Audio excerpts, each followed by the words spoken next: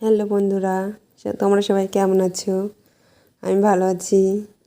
এই যে আমি আজকে মায়াপুর ঘুরতে এসেছি।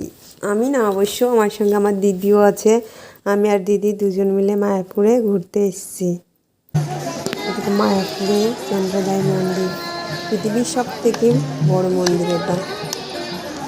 এখানে আসলে আলাদাই একটা শান্তি লাগে মনে, চারিদিকে অনেক লোকজন। আমি ভিডিওটা ঠিক করে করতে পারিনি, নেক্সট টাইম যখন আসবো ভালো করে করবো। সবাই পার্কে বসে আছে এখানে ওখানে। এই যে আমার দিদি যাচ্ছে হেঁটে হেঁটে, পিছনে পিছনে যাচ্ছি।